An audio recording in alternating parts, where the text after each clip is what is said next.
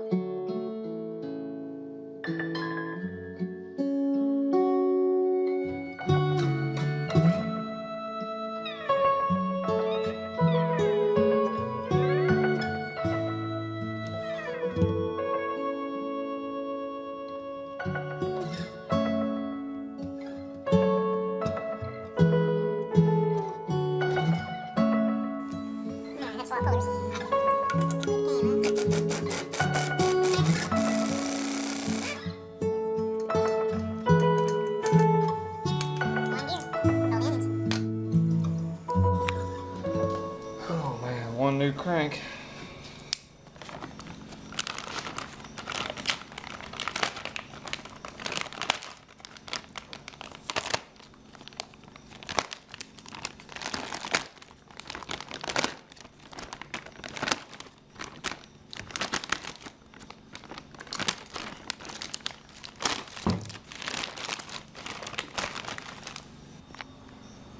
I'm not gonna bore y'all to tears with the cleaning process, but if you get a new crank or any new part, they coat this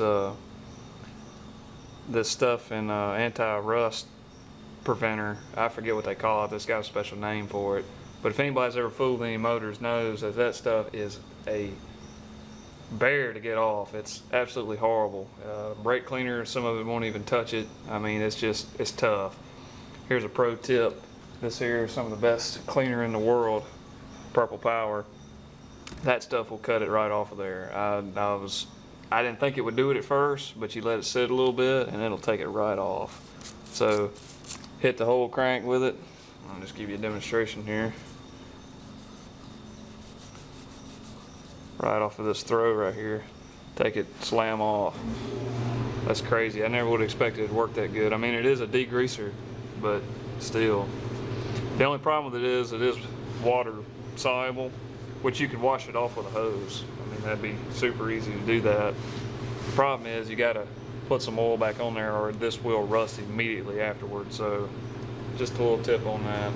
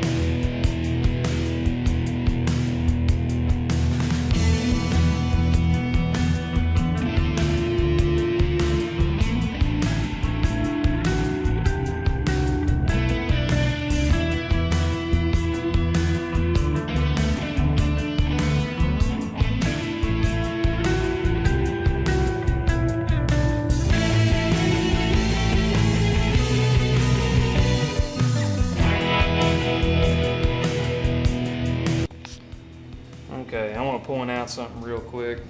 I just put the main bearings in here for the crank, for the block side. So, one thing that you need to know is there's two different styles of bearing that goes on the mains. You have an upper and you have a lower. Now, one of them's got a hole in it, one of them doesn't.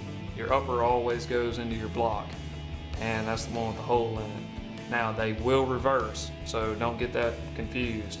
If you put the wrong one in the top, then you'll burn that crankshaft out because there's no oil pressure getting to the crankshaft. So remember that. Always put the hole towards the hole side of the block, more or less. They may be different on other models I don't know about, but for everything I've ever worked on, it's going to be right here. So before we get too much further, good idea is to put oil on the journals here. Ain't got to be a whole lot, just enough. And you can coat these with your finger a little bit, just kind of get them up the sides a little bit, so you don't have any metal rubbing on metal pretty much. A lot of folks back in the old days used to put STP on them, or Slick 50, in case you had a weak oil pump. It wouldn't burn the crankshaft out immediately if it didn't have immediate oil pressure. But put something on there. Oil, something. Alright, let's see if I can put this crankshaft in by myself. Might be an accident waiting to happen.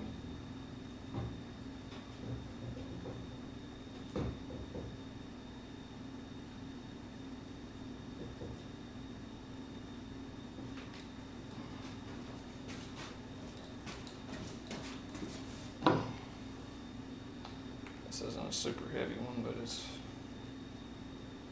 pretty stout.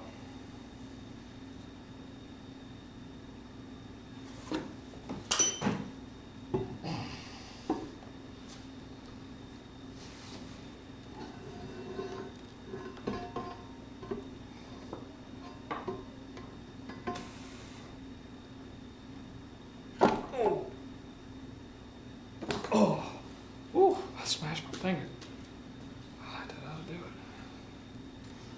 And there she is, sitting pretty.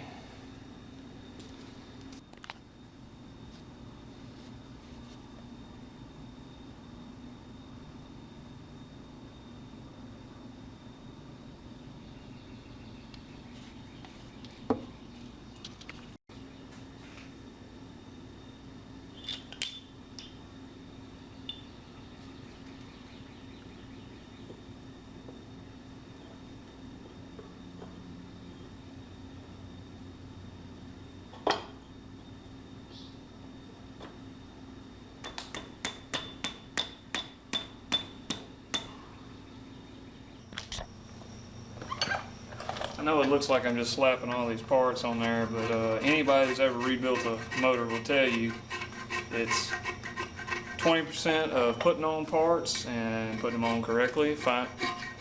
It's about 50% of cleaning parts, and then it's, what's the remainder? 30%? 30% looking for parts. So whether you got to go to the store or they're all right here and you just got to find them. If you tear something down, it's a long-term project. That's just the way it is. So a little bit of knowledge and a lot of elbow grease really that goes into a motor. But I remember this right here is one of my first jobs working with my dad. I was probably 11 years old. And I asked my dad, I said, "Hey Dad, what can I do?" He handed me a dull gasket scraper and a pocket knife and said, "Here, go clean that gasket off." So here I am, years later, doing the same thing. Leave me a kid running around here and say, "Hey, I want to do something." There you go, son. Have fun, don't cut yourself. But yeah, there's no real easy way to do this. There are other better methods than this, but call me lazy for not wanting to get out a scrub pad or a grinder and having to listen to it. So it brings back memories.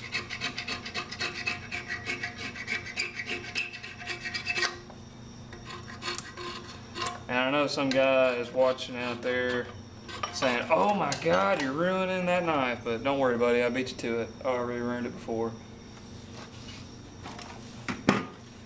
That's why you carry two pocket knives, one just to scrape gaskets with.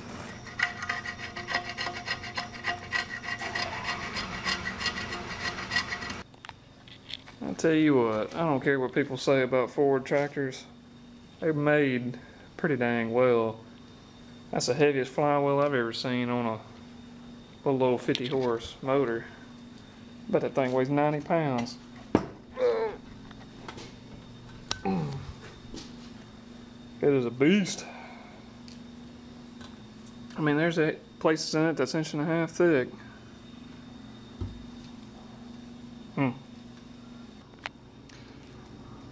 I didn't show what happened to this motor.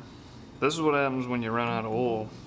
You can see that this rod bearing right here is just melted in there as toast, and consequently it burnt this rod here. You probably could clean it up, but you can see I tried to chip that bearing out of there and it wasn't coming out. It's galled it in there pretty much. So I had to get another connecting rod. So I got to take the piston off of here so I can put the new one on.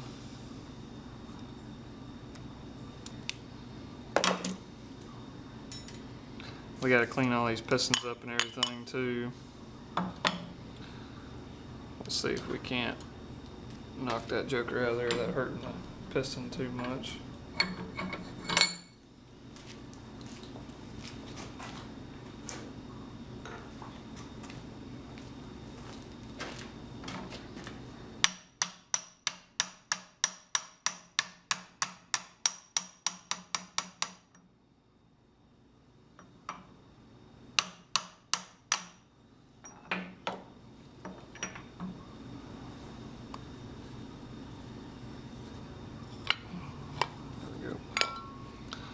Easy enough.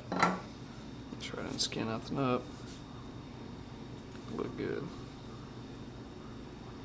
It's a good time to inspect your wrist pins. Make sure there ain't no big grooves in them or anything. There, it feels okay. Piston skirts look alright. Just a little rough. Hit it with some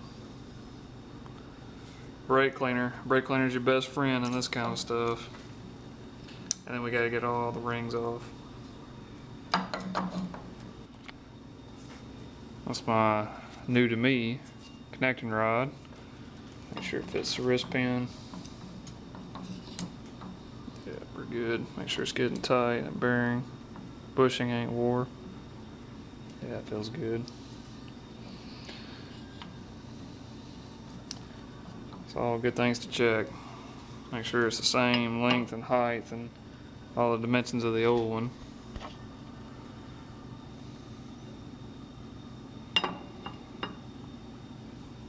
Looks pretty good. We've got new bolts with us, so that's good. Put it back together.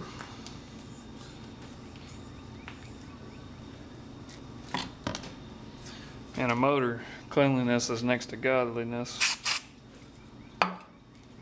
So make sure you clean everything at least twice. Sometimes it's better to actually use your hands. I know they don't seem real smart, but your fingers can pick up stuff that rags can't. There we go. Nice and shiny. And once again, since this is a place that's rubbing, be sure to put some oil in there.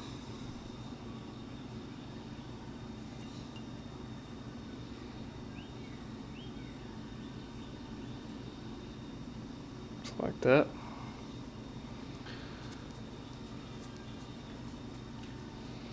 I'll slip it back together.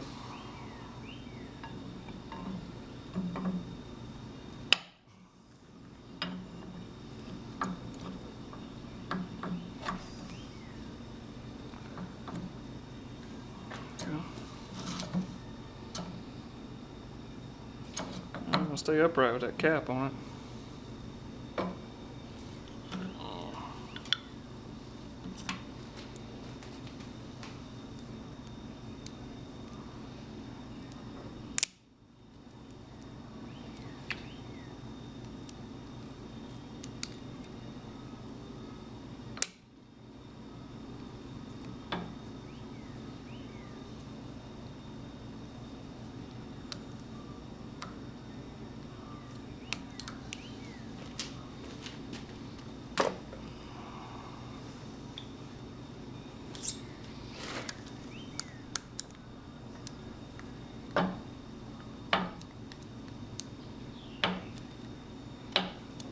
Good.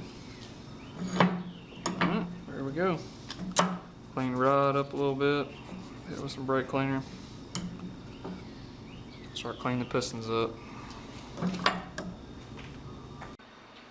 Alright guys, we're going to go a little bit over this piston right here. I'm going to show you a few characteristics that somebody may not know out there. Now, I'm going to go ahead and say this because I know somebody's going to ask me, what is this hole on the top of this piston? Now, all diesel engines have this. This is called the Mexican hat design. Don't ask me why they call it that. That's what it is.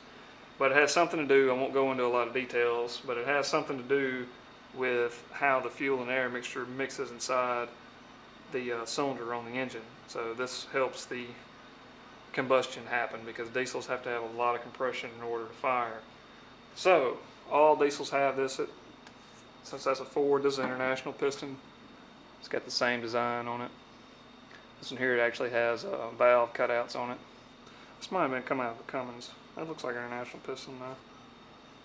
Don't know. But anyways, the difference is, this here is a gas burner piston. I think this come out of a Chevrolet, I'm not exactly sure. But you can tell the difference there. The diesel, a lot bigger. The skirts on it are a lot longer. The piston itself, that's a little bit more bigger round, but horsepower wise, you know, The engine this came out of probably was pushing around 220 horsepower. This one right here is 47, if you can believe it.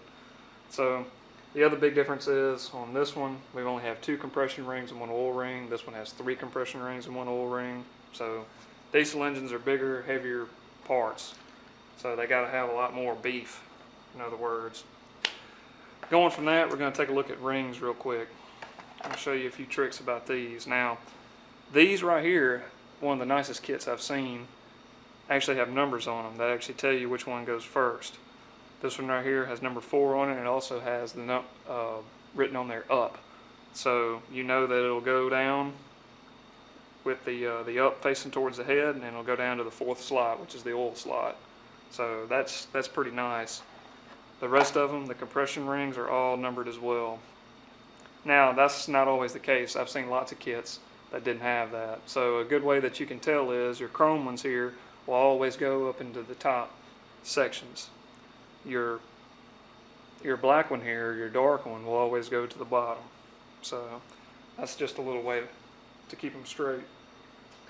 And then you'll just number them, like I said before, this one's 4, 3, 2, 1, and they're all numbered on here, and you all want to face them, all of them, up to the stamp that they have on them. So just show you real quick how they kind of go on there, because these are a little tricky to deal with. And one thing I'm going to point out is, you see how this oil ring here, how it's coarse right here, and then it gets fine, and then it gets coarse again. That's to allow for the gap right here on this ring. So you'll put this band on first. Let's find the coarse side. Pull it out. Scrunch it up in there. We'll turn the fine side towards y'all so you can see it. Take our snap ring pliers. Go real gentle with these because they will break.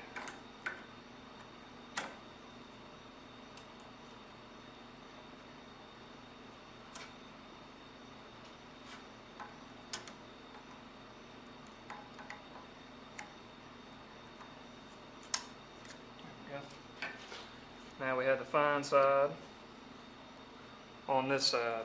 That'll help with the make sure that your splice, since there's a wire splice in here, you want it to be 180 degrees on the other side so it can't spin over there and let oil get past it. So, and then we'll start putting our rings on. We need to find number 3, which we've got right here, number 3. If you can read that. And we want it to face up. Another thing is, once you put these rings on, be sure they spin. You do not want them to hang. And I'll show you what I mean here in just a second.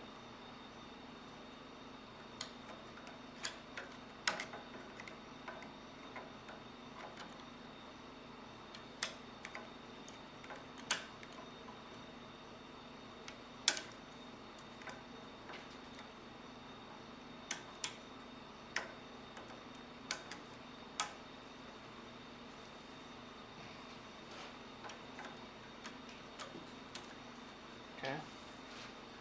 Number 3, and you want it to be able to spin, just like that. Alright, need number 2. Number 2 up.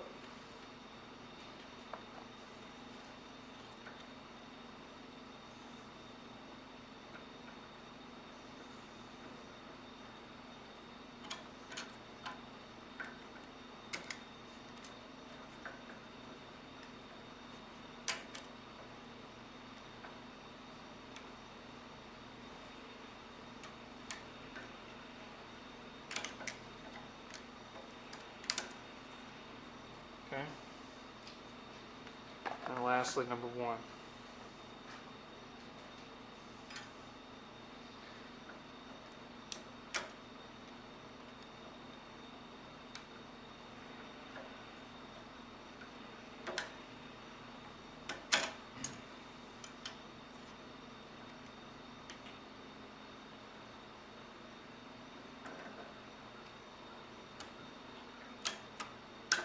There we go. There it is. Now, whatever you do, do not line all these up. You want to stagger them. See how they're all lined right there? You want them, all the gaps to be staggered. So turn one of them one way, turn the other one the other way, and turn the last one a different direction. As long as they're not in line with each other, because you'll burn oil if it does that. So there you go. And that's what it should look like. Okay, getting ready to install a piston here. I pushed it in a little bit. Now here's the trick to this. There's a little tab right here, if you can see it. You want that facing up. Now it's different on some models, but on this one it's like this. Just remember the Mexican hat design right here goes towards the injection pump side. So this is the injection pump side. So all that should work. You can get these 180 degrees off. If you do, it ain't gonna run right. It'll probably knock. And you'll probably drop a valve. So be sure of that. Now our piston pins is running parallel with the crank. So we're going to push it in a little bit. I got to turn the motor a little bit so we can get the crankshaft lined up. I'll show you what that looks like. Tell you what, mosquitoes, I ain't never seen them so bad. Like they ain't ate in like 3 years. Okay.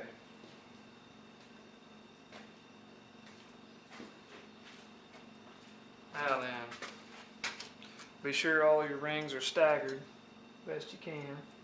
That looks good.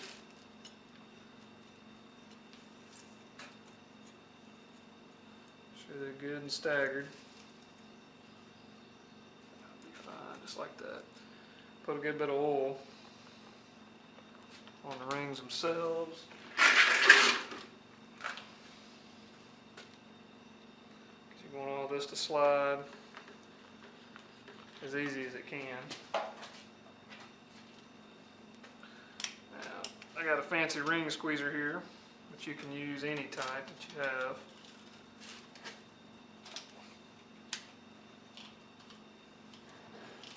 I feel like a horse. These damn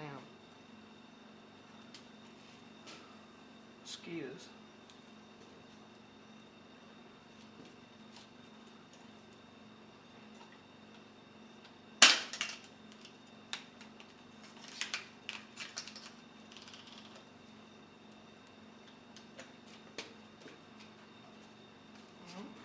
Bump. There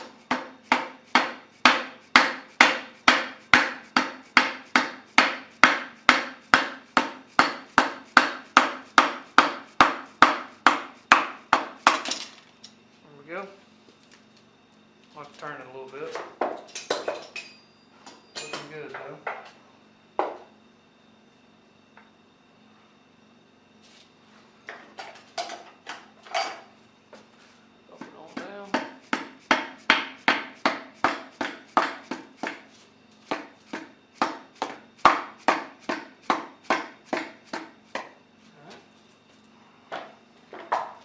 Almost there.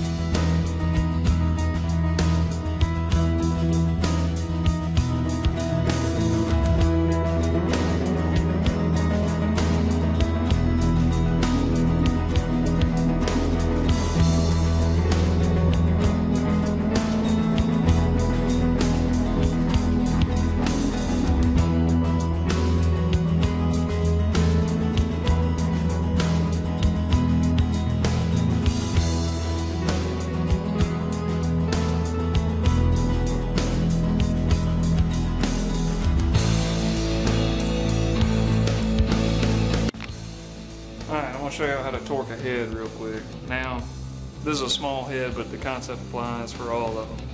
So the trick to this is you always start in the center and work outwards, more or less. So we're on this bolt over here. You'll need a torque wrench of some kind, as I showed before. And all you got to do is set it. This one here is 110 foot-pounds, and you'll pull it till it pings. Now, not all torque wrenches are like this one. You'll have some of them that you'll have to read.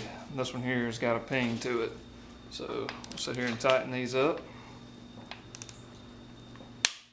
Alright, then we'll go up here.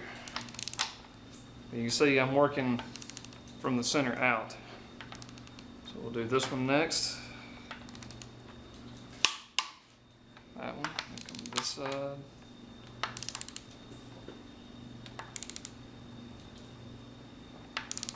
You know, as I was showing earlier with the impact, you can run them down with an impact, but do not tighten them with it. As soon as you hit that head, stop. Whoops.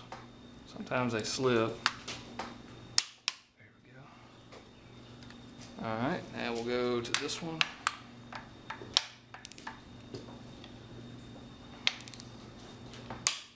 right.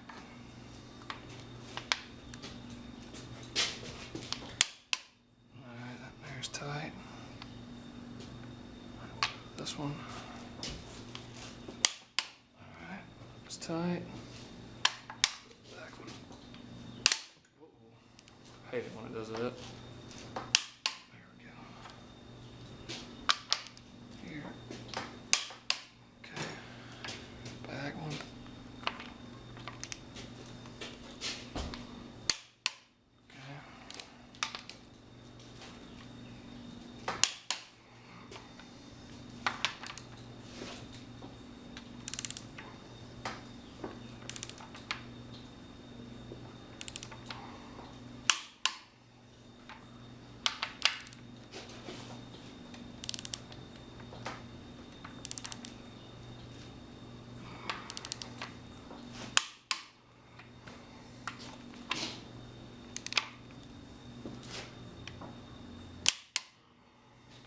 Okay, now I've gone through all of them. Now, when you get done torquing one, go step by step and check each one of them, because it's very likely that you've missed one, or it may have loosened up during the torque. So just go through each one and check it. Trust me, I found plenty that I didn't tighten that I could have swore I did.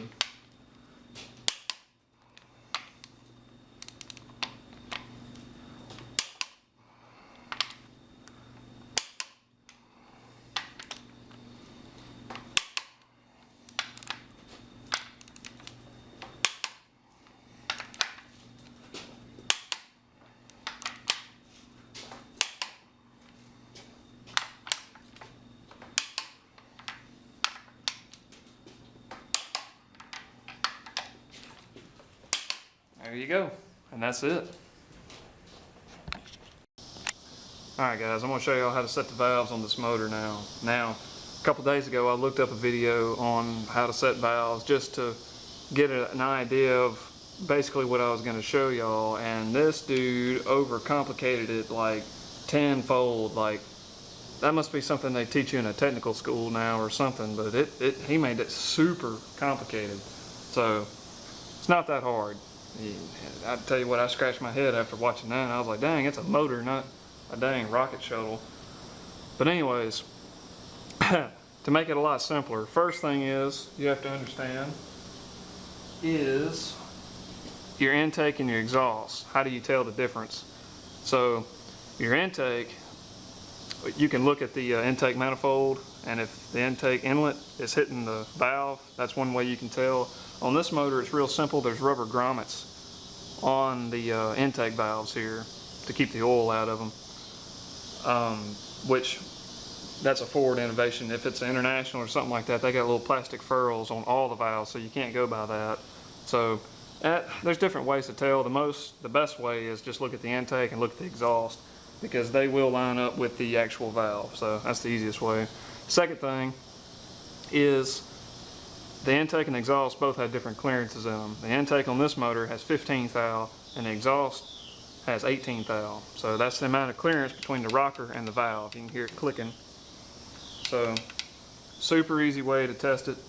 Get set a set of feeler gauges and set one of them up for 15 and one of them for 18. On this particular motor, you'll have to look it up on your motor if you do one. This right here is an exhaust valve because it has no grommet. And you can go in there and check. And there's a little tight. Which one is rocking? Now you can't just pick one that's rocking and go with it. See, that one there is rocking too.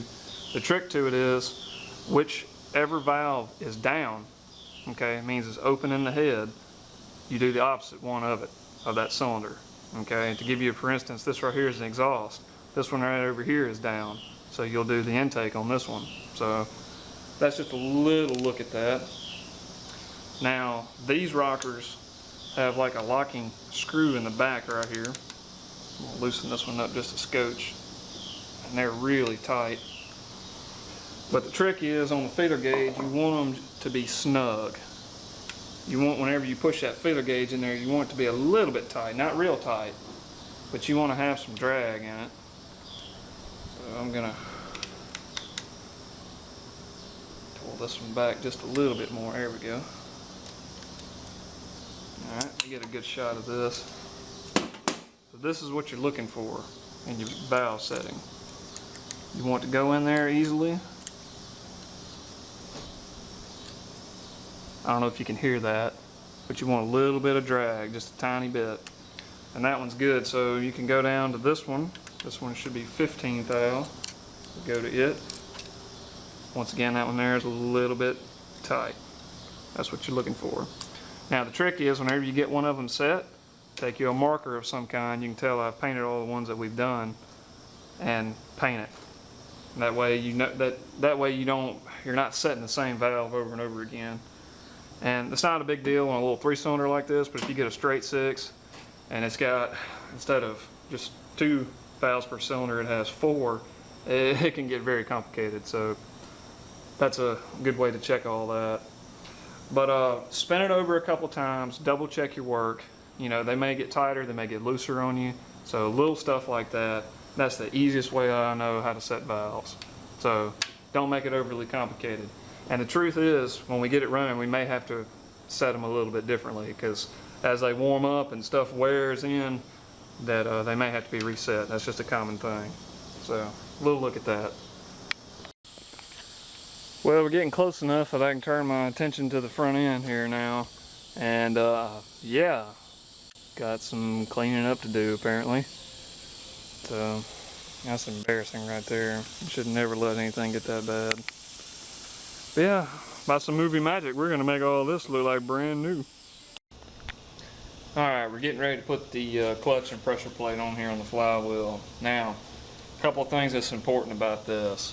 One, this pressure plate for some reason has got spacers on it. Not all of them do, but this one does. So you can see there's one at the top, one at the bottom. We'll have one on each side, so don't forget to put those in if yours has that.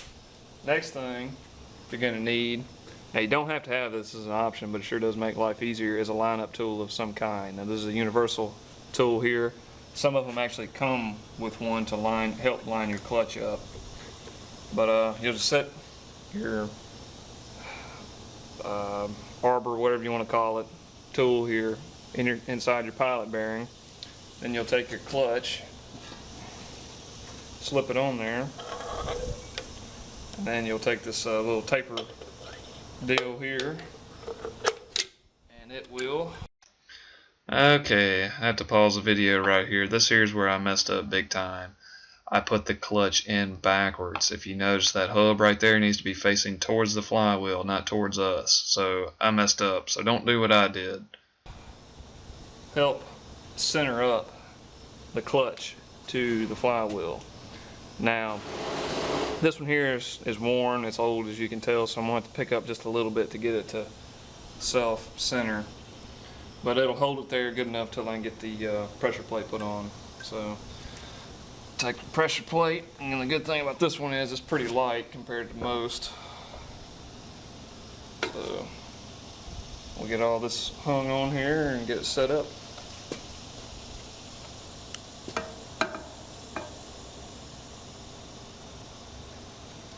Oh, they make it idiot proof. I like it. You can't put it on backwards.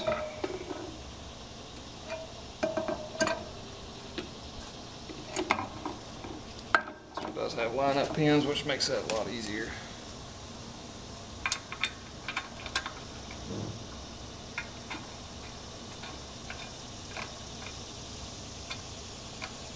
Be sure to start all of your bolts before you tighten any of them. So that's always a big thing. And you'll have to put your ones that are hanging freely in one at a time.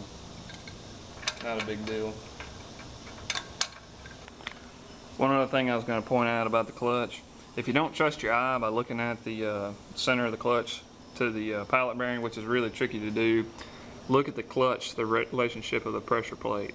You want the clutch to be flush all the way around with the pressure plate, so you can just feel with your fingers, top and bottom. And if it looks good all the way around, or very close, then you should be fine. So that's another little way if you don't trust your eyeball.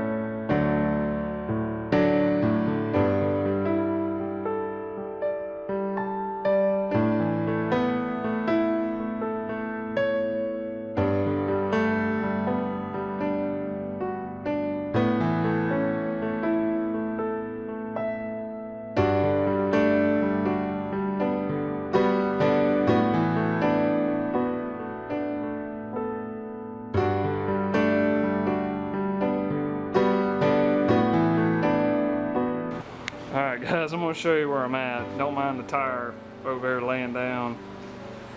I've got the motor and everything lined up with the front end back on, starting to get the little stuff tied back in.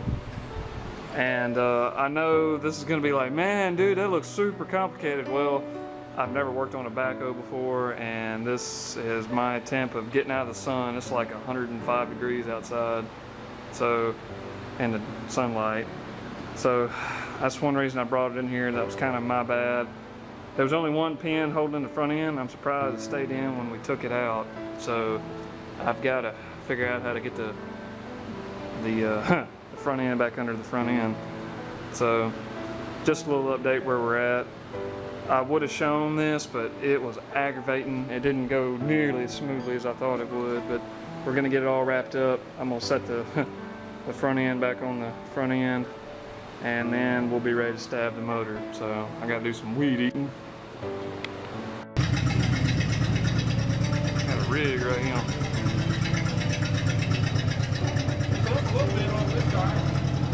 I'm sure it's a little off the ground.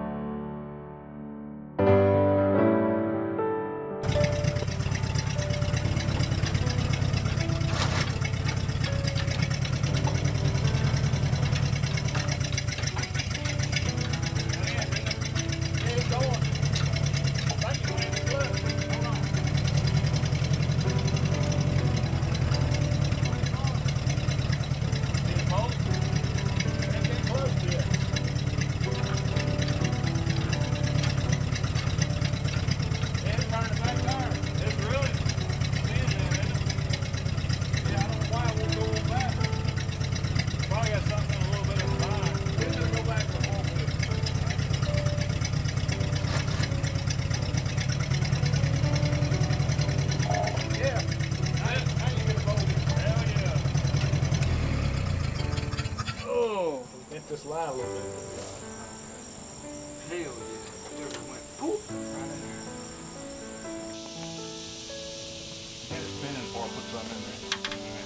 need to crank down on the throttle a little bit. Yeah. Don't, not leave it open. Leave it open. Yeah. Come on.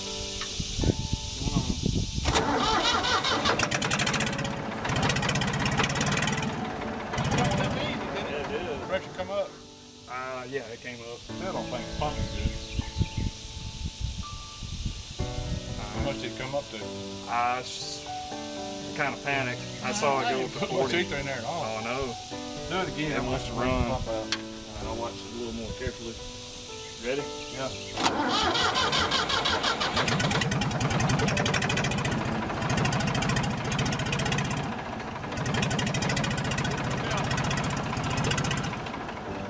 How much you got? 70 pounds. That's good. Pump still ain't pumping though. Ready?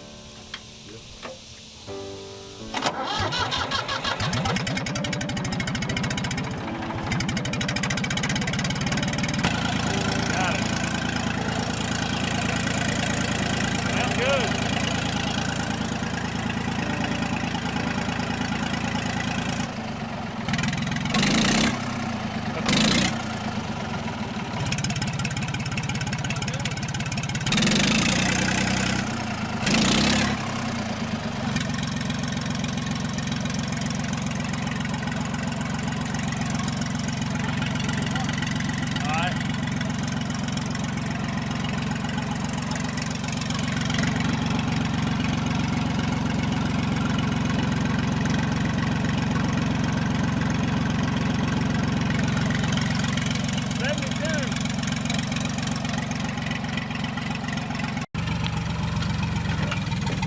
Well, got it running, we got it doing wheelies.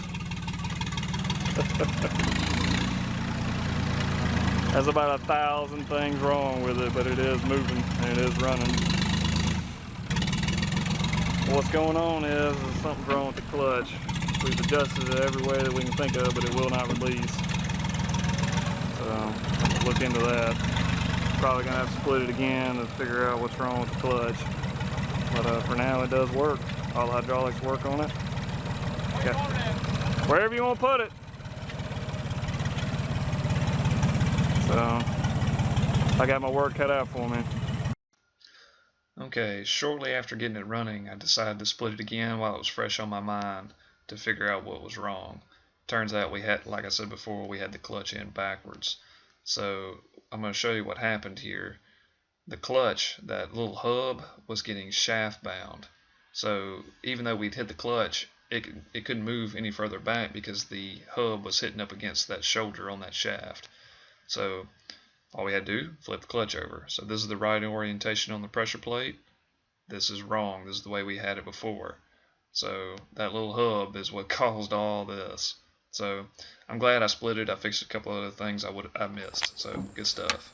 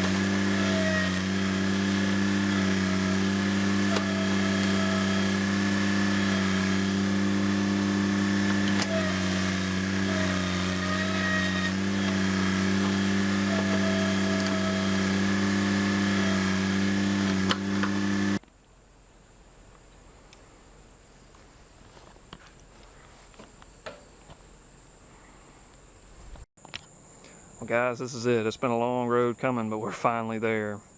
From sitting out in the field, or the ravine where I found it for 3 years, and then sitting in front of my shop for 2 years, it's all back together in one piece, and I'm happy. I'm very pleased. I was about to throw my hat down and cuss at it, but we got it there. It had a lot wrong with it, so that's just part of it. But just want to summarize real quick. I've ran very few backhoes in my life. I've ran a fair amount of mini excavators, and I tell you, this backhoe, it may weigh the same as a mini excavator, but it sure does pull so much better. It's slower than a mini excavator, but that hoe back here, that son of a gun will buck. I mean, it will pull and pull and pull. There's a crepe myrtle root that I pulled up out of the ground over here, and you can see big old tar prints. Now this ground is fairly soft, but I mean, that's clay I'm digging, clay and lime rock. I think there's some lime rock down here, and I mean, it was just busting through it. I was very impressed. So very nice. As big as it is, it's actually pretty wieldable. I mean, it can go in places like I got all around this crepe myrtle bush here and didn't dig up my mom's apple tree, if you see it right there, and that's a long stretch. Granted, a mini excavator takes up a lot less room and can get into places, but I'm impressed. This thing right here will get her done. Well guys, that's probably gonna wrap it up.